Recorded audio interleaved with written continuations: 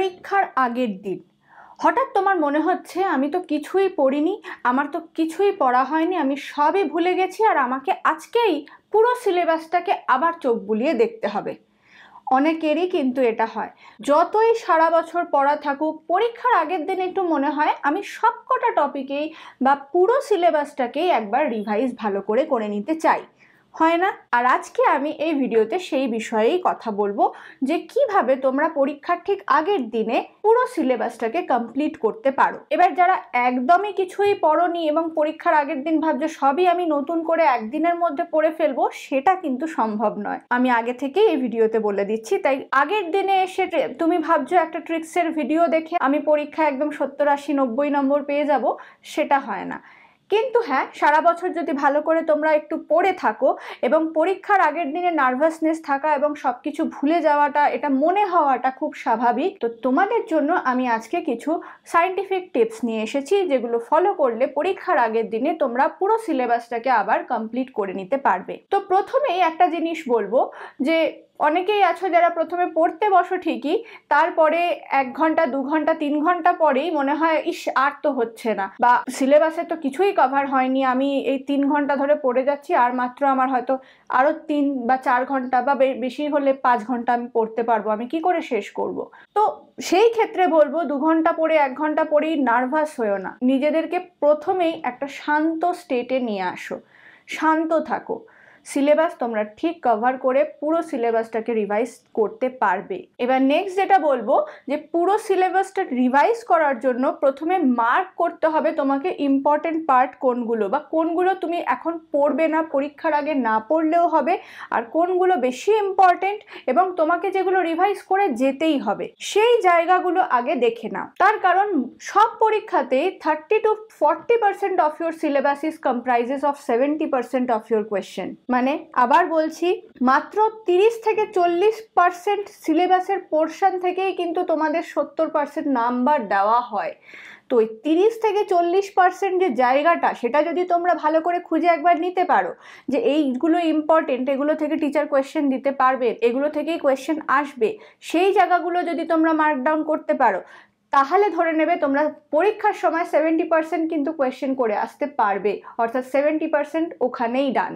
এবার নেক্সট যেটা বলবো 3 নাম্বার, পরীক্ষার সময় পড়তে বসার আগে তোমার নোটস, তোমার মেটেরিয়াল সবকিছু নিজের কাছে নিয়ে বসো। এরম যেন না হয় যে পড়ছো হঠাৎ করে মনে হলো আরে এই নোটটাই তো আমার কাছে নেই, আমি কি করে এবার পড়বো, আবার তুমি খুঁজলে, কোন বন্ধুর কাছে ফোন করলে যে এই নোটটা আছে কিনা আমাকে ছবি পাঠা, এই রকম যেন সিচুয়েশন একেবারেই না আসে।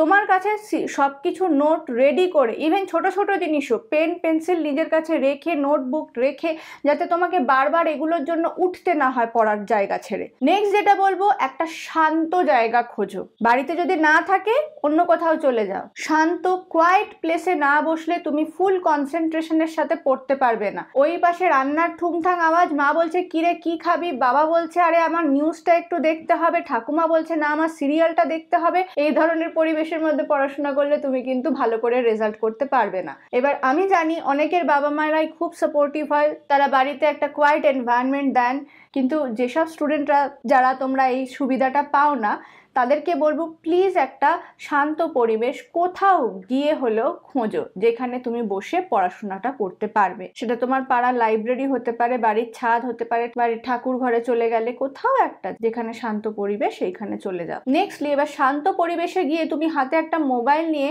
হঠাৎ করে মনে হলো একটা কিছু দেখি, সেটা যেন না হয়। পরীক্ষার আগে মোবাইলে কিন্তু কিচ্ছু নেই। এখনো যদি তোমাকে মনে হয় যে না পরীক্ষার আগের দিনও আমাকে মোবাইলটা দেখতে হবে, তাহলে তোমার দ্বারা হবে না, ছেড়ে দাও, ওখানেই ছেড়ে দাও। যদি সেটা না চাও তাহলে মোবাইলটাকে কোথাও রেখে দাও, সুইচ অফ করে সাইডে রেখে দাও, আলমারির ভেতর ঢুকিয়ে দাও, মায়ের কাছে বাবার কাছে দিয়ে দাও, যা হোক করে তুমি তোমার মোবাইলটা থেকে নিজেকে দূরে রেখে দাও। দিয়ে এবার শুধু বইপত্র, মেটেরিয়াল, নোটস নিয়ে তুমি পড়তে বসো। এবার লাস্ট যেটা কথাটা বলবো, সেটা সব থেকে ইম্পর্টেন্ট কথা, সেটা হচ্ছে প্রথমেই যখন তুমি রিভাইজ করবে, পুরো চ্যাপ্টারটা পড়বে, ধরো ফর এক্সাম্পল তোমার কাছে 6টা চ্যাপ্টার আছে, 6টা চ্যাপ্টারের পরীক্ষা হবে, তুমি প্রত্যেকটা চ্যাপ্টারের রিভিশনের জন্য 1 আওয়ার করে টাইম রেখেছো।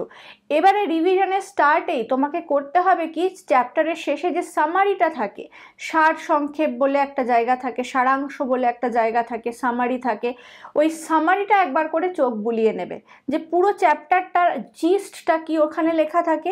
ওই সামারিটা পড়ার পরে নিচে যে এক্সারসাইজ থাকে, সেই এক্সারসাইজের মধ্যে কি কি লেখা আছে, কি কি কোয়েশ্চেন আছে, সেগুলো একবার চোখ বুলিয়ে নেবে।